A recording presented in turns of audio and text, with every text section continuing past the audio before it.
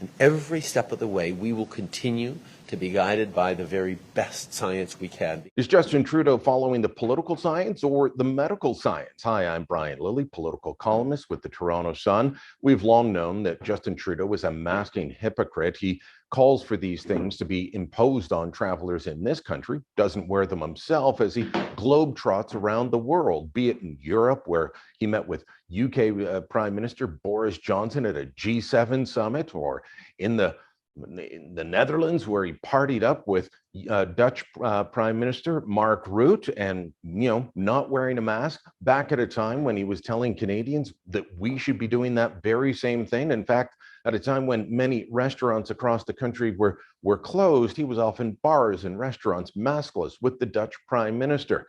And it continues to this day. Canada stands nearly alone in the COVID travel restrictions and requirements that we have, and Trudeau just simply says the science when asked why he's doing it. He's following the science. Well, CTV reporter Annie Bergeron-Oliver caught up with Trudeau in Los Angeles and asked him about his inconsistency on this issue and why he continues on with these measures. But most people understand that this pandemic is not over yet.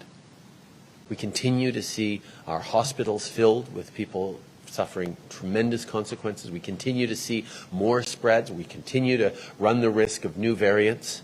And every step of the way, we will continue to be guided by the very best science we can, because our first and primary responsibility is to make sure we're doing everything we can to keep people safe.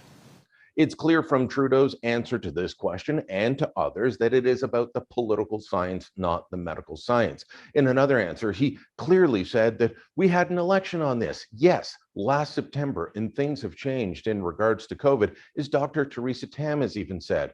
Omicron is far different than Delta, which is what we were dealing with back then. Far different. It changes everything except Trudeau's policies.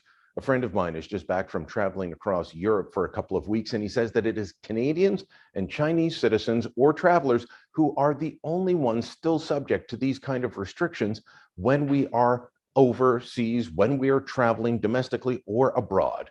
It is not because the doctors, the medical officials continue to say this. It is because Trudeau thinks it is politically popular, and polling from companies like Abacus Data back him up on that. That's why he's continuing these measures, not because they keep you safe, but because they keep him politically safe. Let me know what you think. Drop a comment down below, share this on social media, and don't forget to subscribe to our channel.